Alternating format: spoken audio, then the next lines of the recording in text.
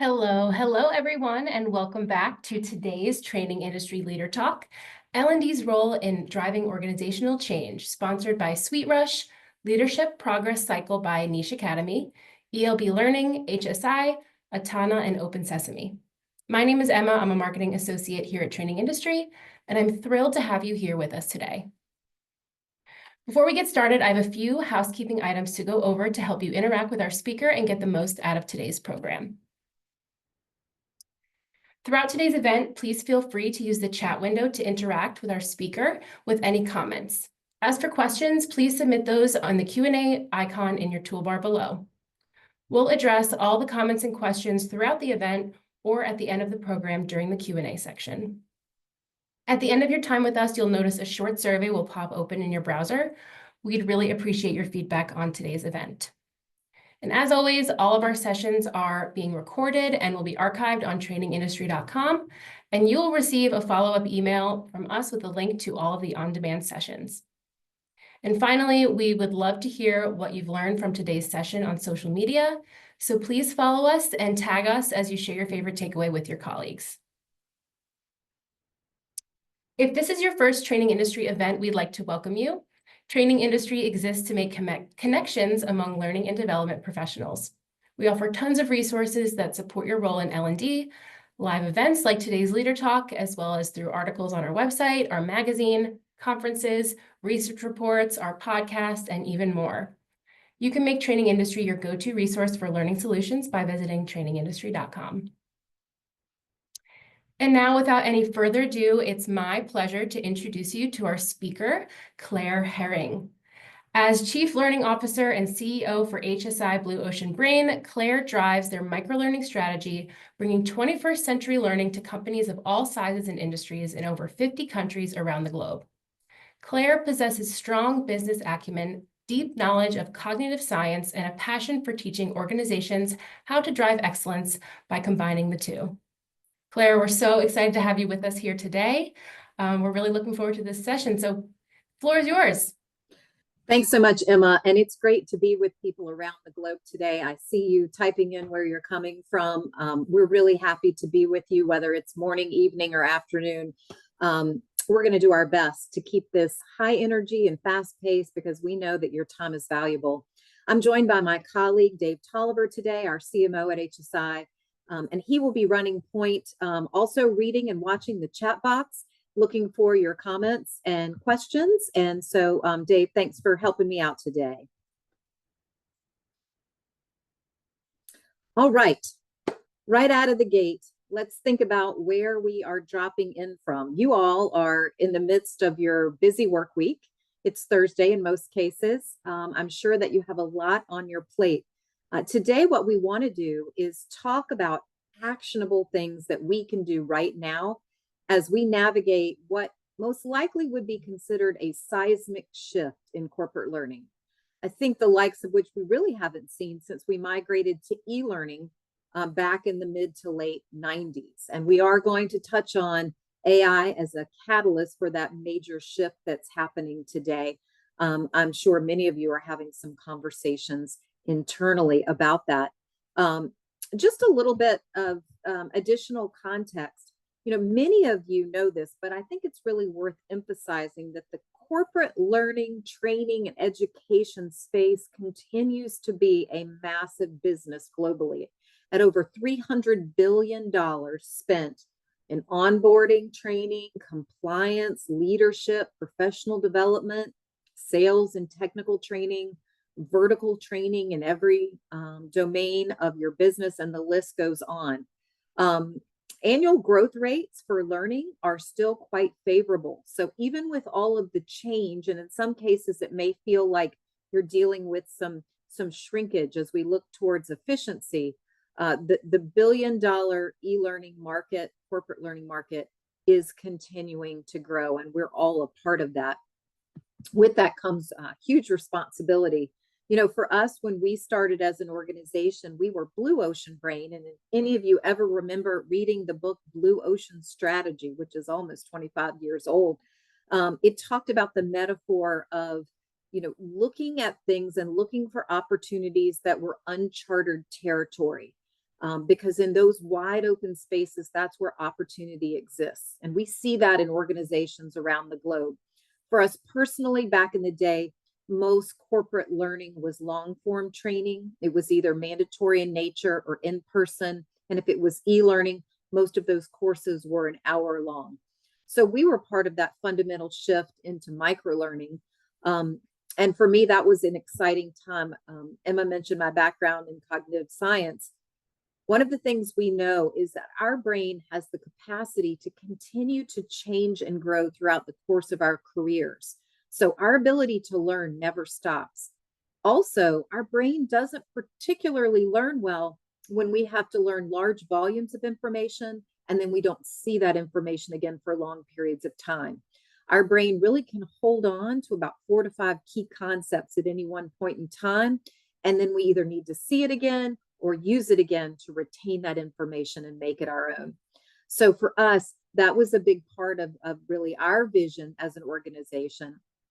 And then just so that you know the perspective that I'm bringing to the table, we made the decision, we're delighted to be acquired by HSI now 4 years ago as an organization that provided unique value in a more broad space. So Blue Ocean Brain is now part of HSI, who is a leading provider of fresh online learning and employee development, as well as things like compliance and safety, EHS, ESG, and more.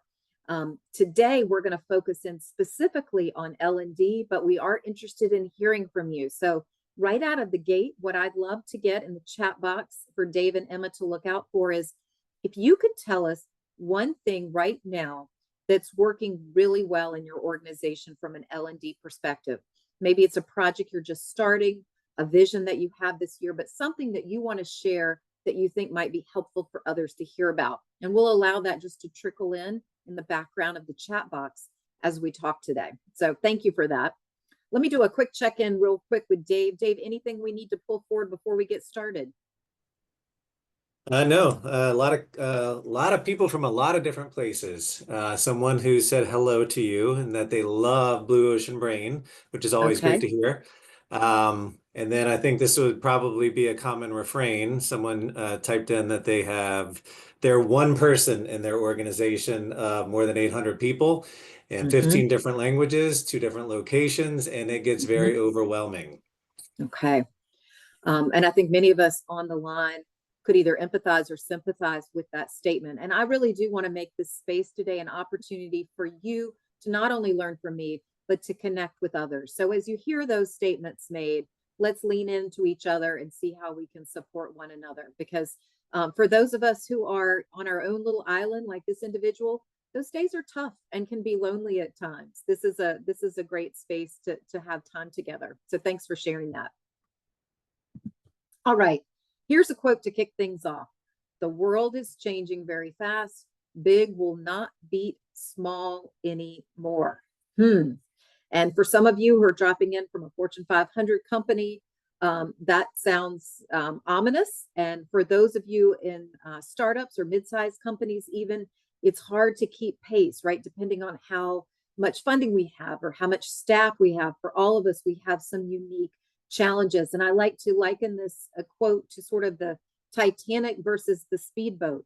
In a world that's changing very quickly, there are obstacles all around us.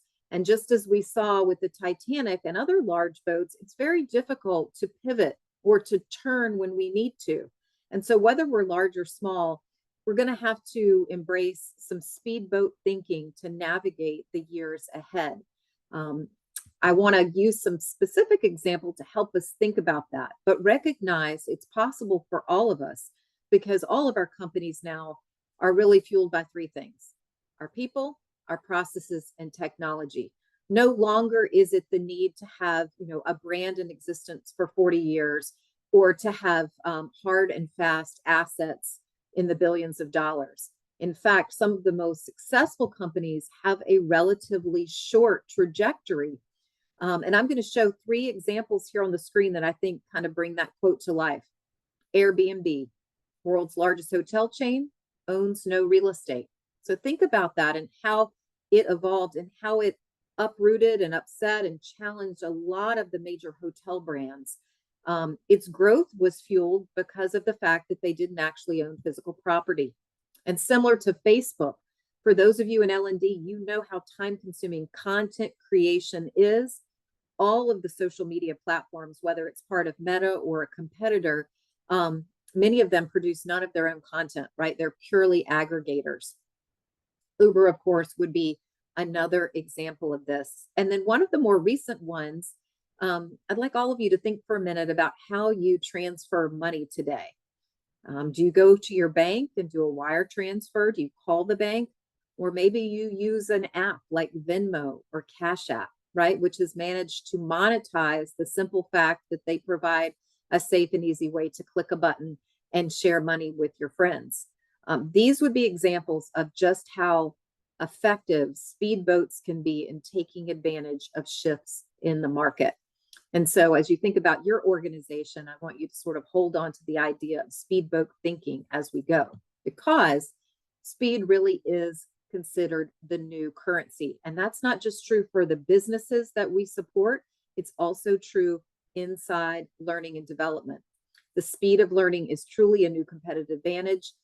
And that means that not only can we amass large content libraries, but what we're really looking for is fresh, relevant content that our people can use in the moment. Now, when it comes to things like professional skills, you have some learning partners. That's a space that we exist in and take a lot of pride in. Similar in safety spaces, you may work with learning departments or learning partners. But what do you do with all the institutional knowledge, the knowledge your people hold that they need to share with others in order to help them learn best? As we talk today about the technology you have, whether it's a true tech stack or a few tools that you use to bring your organization together, part of the way we think about our role in L&D, and particularly for someone who's a one-stop shop, we're going to talk about the fact that no longer can we really just be doers. We've had to become architects, and we're going to talk about what that means. I'll do another quick check-in here with Dave. Anything else to share, Dave? A lot of chats coming in, actually. A lot of feedback on things that people are doing, the most important things that they've done in the last little bit of time. A lot of focus on leadership, leadership training, emerging leader training, senior leadership training, certification for leadership training. And really focusing on different or various career trajectories from a leadership training perspective. One person mentioned gamification, which is not a surprise at all, and improved internal communications, which we see a lot of. And this one, again, we hear quite a bit of is how do we get to training adoption and getting 100% of our training accomplished on a yearly basis. All helpful. And as you're looking through those, when Dave is sharing, think about the trends that you're seeing so you can get a sense of what your colleagues are doing. Someone else, Shanita, called out the concept of mindset, which we're going to talk about too, because in the modern world of work, mindset is everything. All right. Thanks for sharing. All right. Before we talk about specific playbook strategies, I wanted to give you a quick vocabulary lesson, which you probably weren't expecting today. And we're going to pick the word priority.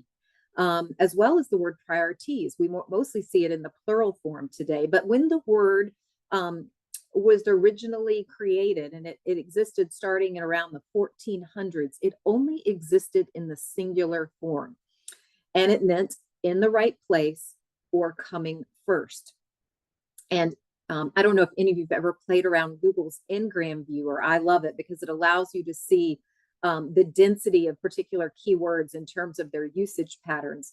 Notice how the word priorities in plural form really did not ramp up in utilization until the mid-1940s, and then again in the 1980s.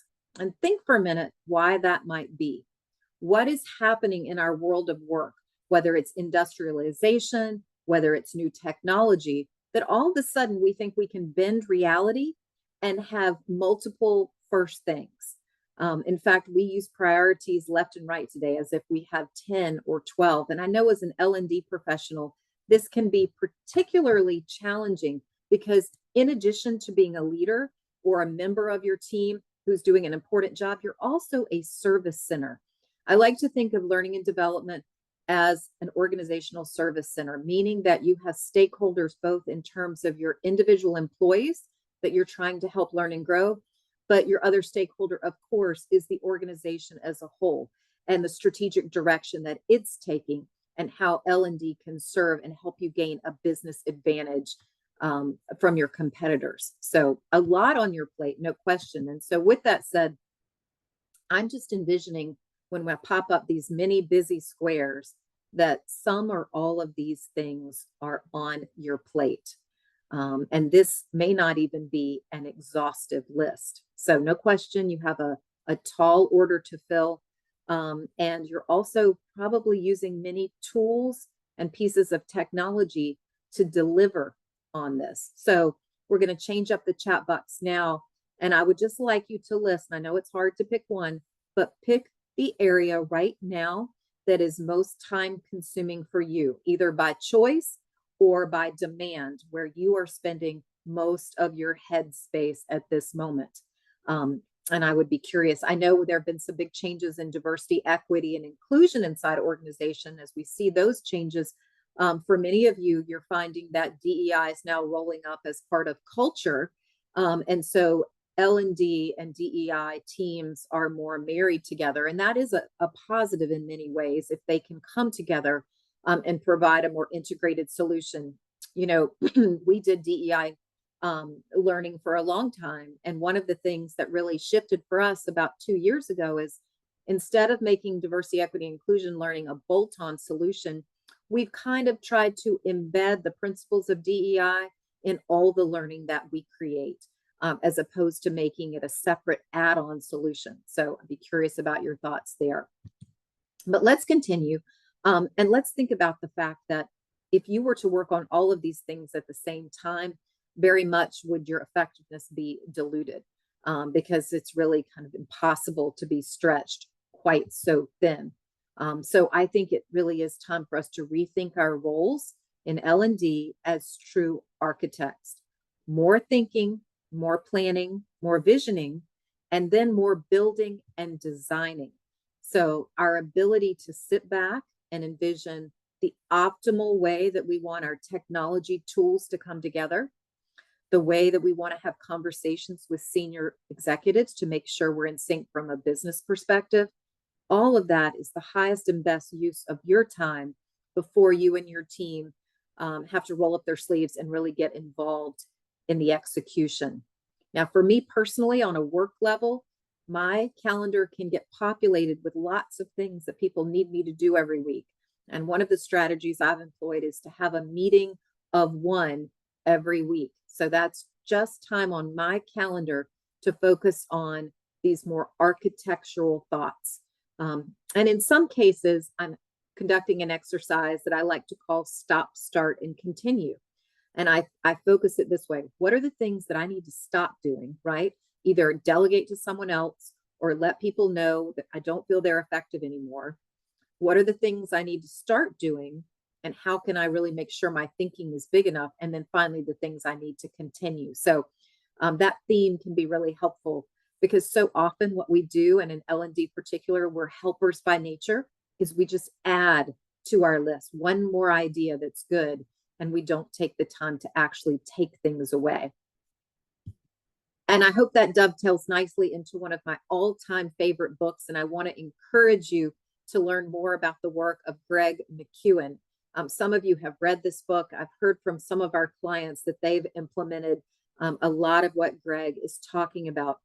This quote, "You cannot overestimate the unimportance of practically everything." Now, that's radical, even controversial, I'm sure, for some of you, but it's the idea that as human beings, every single day, we have a finite amount of mental energy that we can spend working. And when we allow ourselves to be spread in so many different directions, and you see that here on the left with the energy circle, we find that we make a millimeter of progress in all directions. And then time goes by and we really haven't accomplished the things that are most important. So part of our ability to get things done means learning how to say no, and also being clear about what would make the greatest impact. Again, 2 stakeholders. So senior leadership, we're going to talk about how to be more in sync with our strategy of execution in terms of the business. But then number 2, we know today that our employees are not going to want to stay and grow their careers at organizations where they don't have an opportunity to learn and thrive from a career perspective. Unemployment rates continue to be unusually low, and we envision that continuing, which means we not only have an obligation, but we can create a sustainable competitive advantage by providing a continuous culture of learning. Even if things are tough for our employees at the organization, maybe there's a difficult change, we always want them to be able to say, I have opportunities to learn and grow regularly. And I think for most of us, that's part of the reason we get out of bed every day and do the job that we do. Now, to help you make real progress towards that, we're going to spend the rest of the time today teeing up some ideas from a playbook perspective, actionable things that you can do differently starting tomorrow. And I'm not suggesting that you can do all of these things, but certainly I want to make some bold suggestions for you to pick and choose from as you think about your most important priority, and recognize, I know you may have 2 or 3, 4 priorities, but how do we shrink that list and get to the important work? One more quick check-in with Dave. Anything to share, Dave?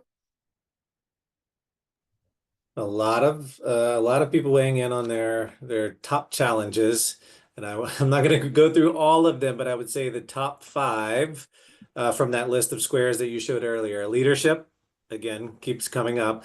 Career development, and this fed into skill development, reskilling, upskilling, and then performance management and onboarding is a big one with this group. And then there was is all of the above an option? It's reality for some of us. So I appreciate the candor, right? It would be nice to be able to pick one, but in many cases you are spread quite thin. All right. Yeah. Thanks for sharing that. All right, let's get to some playbook items today. And first and foremost, spend time planning the future, moving into the age of intelligence. Now, depending on how long you've been working in your professional role, for many of us, we started out really in the age of information. We all live and work in a knowledge economy, and a lot of our worth was based on the knowledge that we possessed and our ability to share that information. Well, enter the age of intelligence. Now it's not about what we know as much as we can do with the information that we have. And that's because information is absolutely everywhere. And we'll talk a little bit more about AI in a minute. But, you know, when we think about, there's always going to be institutional knowledge. And as we think some of our baby boomers are edging closer to retirement, as L&D leaders, it's going to be important that we find a way to capture that institutional knowledge so that, in fact, we can benefit from that. But our learners today are mostly needing to get good at asking good questions, knowing how to glean what's important out of a large volume of information, and then becoming effective decision makers. And that doesn't even account for all the nuanced things like emotional intelligence and how we communicate it. So it's a tall order.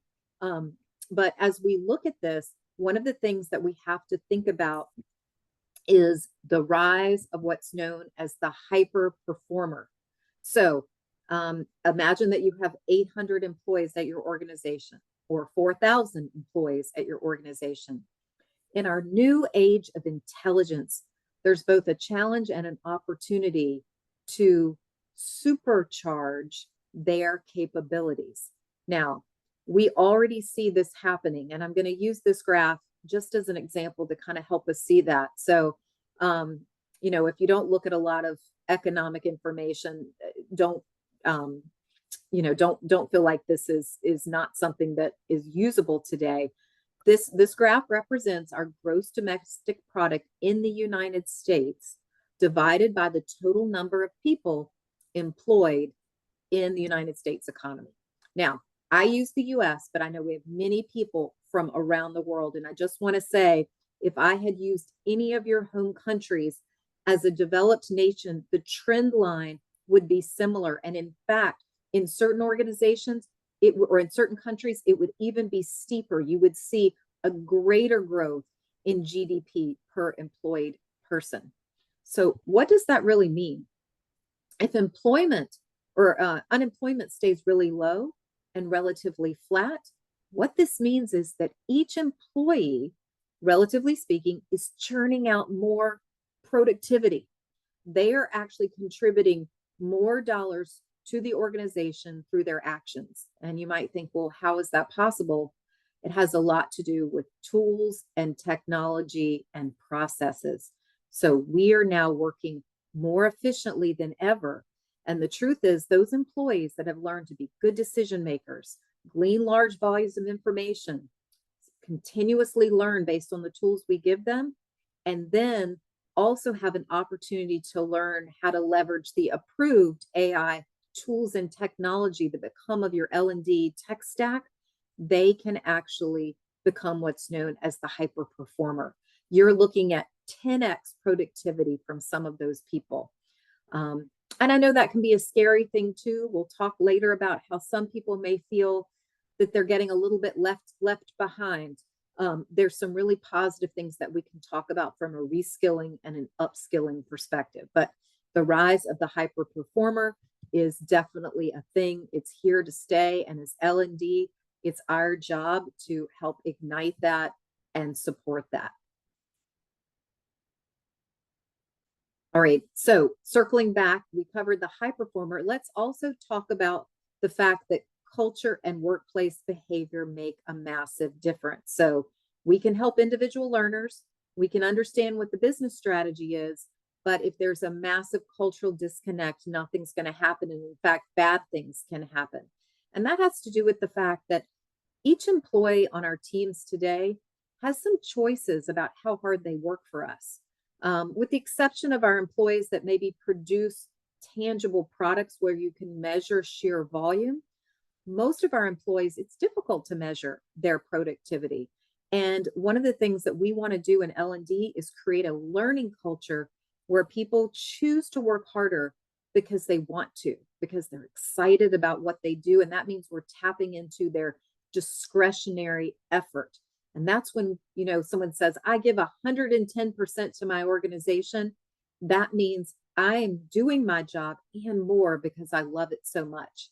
And I think L&D often is one of the major catalysts to tapping into discretionary effort. Another piece, and you all talked about skills, and I know upskilling and reskilling is incredibly important. In a lot of ways, it is a skills-based talent organization. It's our ability to shift talent based on business opportunity. So to catch up the very few of you who are not already sort of immersed in this, you know, when I was coming up, and I'm 54 now, you know, I got a job, I had a job description, I had a title, and then I looked at the promotion track for that title, and I expected a very linear progression. Our best practice organizations now are doing the work of capturing just how many skills individuals have and moving people in a more fluid manner based on the needs of the business. And I think we're only going to see that continue. It can feel a little chaotic, and without the tools that we need, it's kind of impossible to do. But ultimately, let's imagine that in your organization, there's a great new innovation and opportunity to shift or pivot within your organization and maybe take something to market very quickly. You're going to need to assemble teams. And while L&D might not assemble the teams, we're going to be called upon to be able to identify those individuals that possess those skills or serve as a conduit across different departments in order to move people in that direction. And so those talent density maps will sometimes show people shifting left or right. And my career just got more exciting if I'm someone that handles change well, which we'll also talk about here in a second. Also, I just have to say that for me personally, when AI was first talked about, I made a point to learn what it was. I didn't delve in as deeply as I should have. And so my own learning plan in the last year, and certainly going forward, is to be vigilant about more deeply understanding what AI is, where it came from, where we are today, and what it could do. So I just wanted to take just a few seconds to touch on that here. 2015, OpenAI was founded to be a safe way to benefit from artificial intelligence. And so OpenAI was the first to really do full-scale research in that space. And that means where Google, and I think all of you know this, when you Google something, it scans the internet and it gives back to you what's out on the internet. Artificial intelligence takes it a whole step further, right? I use AI today almost like a colleague that sits next to me that I don't know well yet. And so I don't necessarily trust everything they tell me, but someone that I can bounce ideas off of and get work done a whole lot faster. You can see here in this very brief timeline just how quickly we've progressed. With 2017, I didn't know what AlphaGo was. AlphaGo is like chess, but it's more complicated. It's a multi-level decision-making game. DeepMind, similar to OpenAI, actually was able to defeat the human world champion in AlphaGo, proving that artificial intelligence was meeting or exceeding the pace of humans in terms of basic types of linear decision making. And then you see that progress continue. AI tools like ChatGPT today, they definitely boost productivity and they reshape work. And some of you are going to say, you know, yeah, but we don't use ChatGPT at work. Well, why don't some companies? Because there's a concern, right? If we were to dump our institutional knowledge in ChatGPT, then that would be giving up some of our proprietary information. But there are a whole host of tools that have the AI baked into it that our people are using, and the tech stacks that we are working with now and in the future are going to be using AI. For me personally, I think it's incredibly important to consider what are the human skills associating with helping someone become a super worker and get good at AI. We've got to help them gain confidence in their decision making. How do they problem solve? How do they ask better questions? All of those human skills are what's needed to actually use AI effectively. And Dave, I'm going to keep going for time's sake, but feel free to interject if there's something you need to share. Yep, I would say we keep on going. We got about 13 minutes left. Sounds great. All right. Next playbook item, immersing yourself in the business strategy to sync your L&D approach.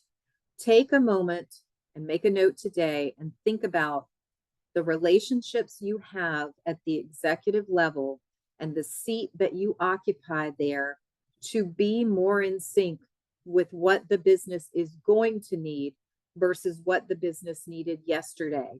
You know, so often at the executive level, there's a lot of conversation around, you know, the why and the hypotheticals. And once those meetings have occurred, that information only trickles down to us in terms of execution. It's time for L&D to really make sure that their seat at the table enables them to anticipate the kind of learning they're going to need tomorrow for their people. And I'm using just a very quick example here. One company might be expanding into new markets through acquisition. Another company is going through major digital transformation. So where one company needs to upskill employees in things like cross-cultural communication, international compliance, or language proficiency, other organizations might be needing to equip their people with the necessary technical and analytical skills and really change management to handle digital transformation. If you don't have that seat at the table that you need, think about the one stakeholder's ear who you do have and make a point to spend more time asking for that information in advance so that you can anticipate. If you need to build the case for why that is, take time to do that. That is the highest and best use of your time, because all the effort that you spend building and creating is only going to be as good as the intel you have from a strategic business perspective. All right, next playbook item, confirming your L&D strategy for soft skills to support culture. And I've said it a couple times now. There's a new premium on human skills. And why is that the case? Because the half-life, the usefulness of technical skills is shrinking. We are constantly being reskilled and upskilled in process and technical skills, but it is our human or power skills that are going to support us throughout our career. Our adaptability, our ability to communicate. You know, the person in the organization who has incredible emotional intelligence, those are the people that make the very leaders that we're talking about. And so the investments that we make in creating learning experiences to cultivate that and to identify those people, that's where real leadership succession planning happens. Now, quick touch on growth mindset today. I believe in order to do any of those other human skills, we have to help our organizations develop a growth mindset. So a very quick story for you. I'd like you to think back about cameras that you had or cameras that your parents have. It turns out, and surprisingly so, that the digital option, right? The digital camera was first presented as a prototype in 1975. That's a long time ago. Now, the question is, where did he work? So, Dave, I'm going to look and see in the chat box. Does anyone know what company employed Steve Sasson, who invented the digital camera? Jerry looks like he's first, correct? Yep. Yep. And the rest of you follow suit, right? You had your coffee today. Yep, Kodak. Kodak, though, did not jump on this idea. They were convinced that no one would ever want to look at their pictures on a television set, right? That was the idea of digital photography. They were also biased because they worried that digital photography would cannibalize the film industry. So here's an example of a Titanic-sized organization that was so big that when innovation was staring them in the face, they really preferred to look away. And when we look at how Kodak's next 20, 30 years went, the fact that they filed for bankruptcy while they exist in a very small way today, this is considered one of the major business blunders. And it has a lot to do with the fact that the organization itself was not holding on to a growth mindset. So let's talk about what that means. It turns out that we as individuals have growth mindsets, but people as well as organizations can have them. And a growth mindset is a belief that you're not limited by inherent traits or abilities, or in the case of a company, capabilities, but that you have the opportunity to learn and grow. And a quick book idea for all of you, if you haven't had a chance to read Carol Dweck's book, Mindset, The New Psychology of Success, she has dedicated her life to helping us all understand and embrace what a growth mindset is. So when we're born, we seem to have one. When we're in kindergarten and they ask a tough question, every hand goes up. But by the time we enter the workforce, through our education, we've been so socialized to worry about getting things right and not showing others that we don't know the answer to a question, that we tend to sort of hold on to the few things that we know and do well. So organizations not only need to provide skill-based individual learning, this is my case to you to also think thematically in 2025, what are the one or two key power skills that you want the entire organization talking about? And I believe growth mindset would be an excellent one for all of you to consider at the executive level and at the level of the individual contributor. Because what happens is when we have a growth mindset, then we have an opportunity in a meeting to say, hey, let's talk about making something better, not 10% better, but 10x better. We also give leaders an opportunity to say things like, hey, I made a big mistake last week. I did this, and I want to share it with all of you so that we can learn from it and we don't do it again. Or we can say, I don't know, to something. So while the status quo bias is alive and well, the growth mindset culture that we can build is exactly the kind of thing I feel like we need right now as we deal and navigate through such rapid changes. I'm moving kind of quickly today because we only have a short time together. I'm going to take a moment to look in the chat when all of this is over. I want to give you another idea to stick at the top of your priority list again today, the idea of focusing on where learning lives. So we've talked just a little bit about the what when it comes to learning. Let's talk about where it lives. Now, as L&D, so often we find that our L&D tools and knowledge exist through one front door. Maybe it's the tab to our LMS or LXP. And for some of us, we're not even thrilled with the real estate we have for that front door, right? Is it buried on page 6 of the overall, technology that the organization is using? This is an opportunity for you to partner more closely with your internal communication people, as well as your IT department, to ask for some real estate to put learning in places that people at work are naturally going for other reasons. Now, why is this? You'll always have those learners who are looking for it every day, but how do you reach the hard to reach learner? How do you get to the person who never dives into your LMS? You want to look for opportunities to build digital front doors across the technology that you have. So whether someone's just looking for a quick update from the CEO or glancing at their paycheck, that quick thumbnail that pushes them into your LXP and your learning tools is a great way to boost utilization. All right. One more playbook item for you is the idea of looking at learning as a more autonomous thing. We want learning to be an event. Today, hopefully, is an event. It's an experience. But that self-service center means that learning just needs to find its way to the surface for our individuals every single day.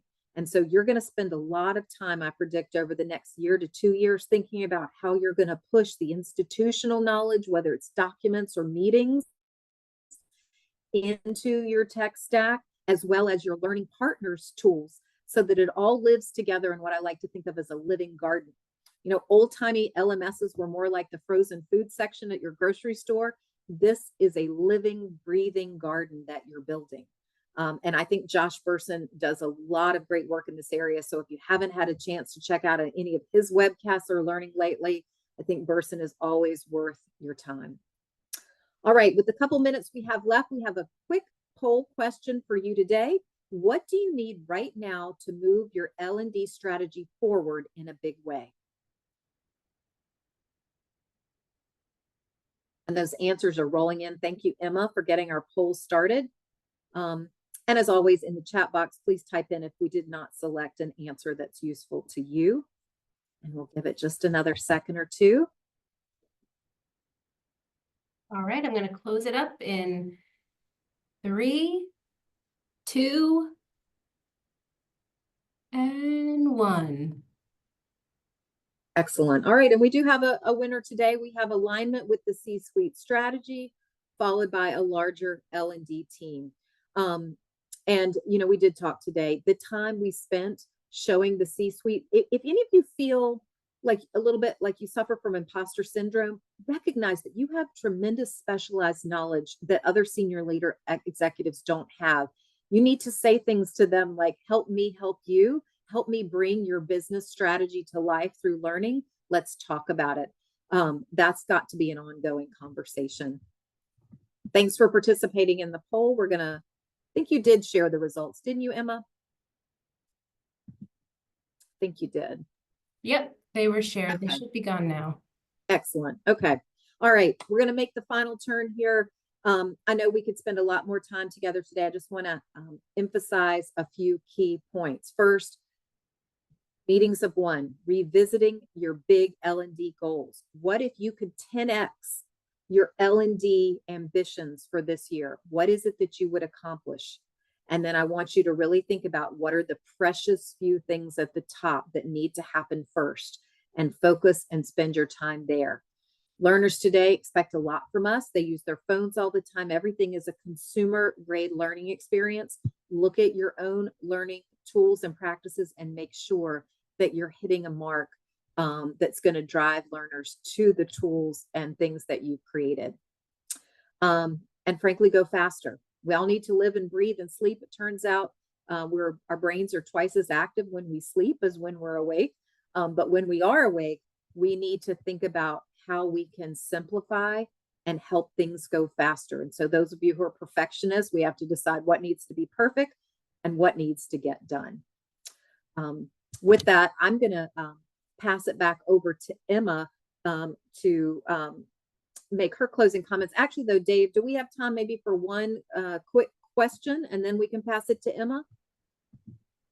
I think so, if Emma will allow us. Of course, of course. So I think that this kind of relates back to your slide, the poll slide, but we have this question a lot, but a lot of folks are experiencing tightening budgets.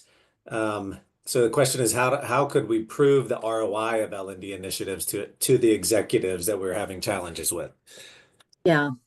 So people have been asking us about ROI for years, and I'm not suggesting you stop your work and do a large scale study of ROI. I think, the data is in that learning is essential to retain your people, but your senior leaders need to see consumption, and then they need to get some aggregated view that shows the utility of the learning. So whether it's a 1 or 2 question survey after any learning moments, or the ability for people to rate the learning experiences in real time, quantified metrics are better. That allows you to help your senior leaders say, our learning is hitting the mark, people are seeing the value. And frankly, some of the qualitative comments are worthwhile too. They need to understand how much the learning means to people in order to continue to make that investment. But don't hesitate to use those larger studies out there at an industry level that shows how best practice organizations are continuing to increase their levels of investment in learning.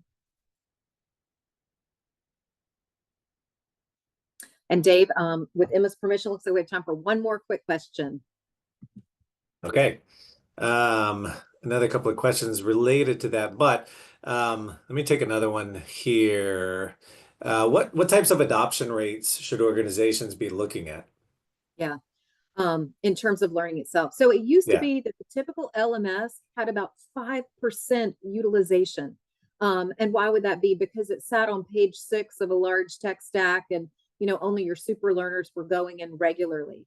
The modern practice, if you're using tools that actually create a consumer grade learning experience, first and foremost, you're looking at 40 to 50% utilization in terms of some level of visitation, right? That's per employee. Like almost every employee is using it a little bit. But what numbers you really want to start tracking are repeat visitors. Is the learning useful enough that you have repetitive learners? And how you choose to track that may vary. But I would benchmark it and baseline it against what you have now, and then look for improvement, right? Double-digit improvement. Think about where you place it, getting the feedback, making changes. All right. I'm sorry we can't be together longer, but I'm going to pass it back over to Emma to take us out. And I really appreciate the chance to be with you, and I look forward to reading your comments. Thank you so much, Claire. All right, everybody. We have one more session left in today's Leader Talk. I'm going to close this session out in just a few minutes or a few seconds. We have a 15-minute break coming up next, and then we'll be speaking with John J. Hansen from Atana for his session, Connecting Learning and Performance to Drive Organizational Change. You can join the next session by returning to the event lobby and going to the Sessions tab. I hope to see y'all there. Thanks again. Bye. Bye-bye. Thank you.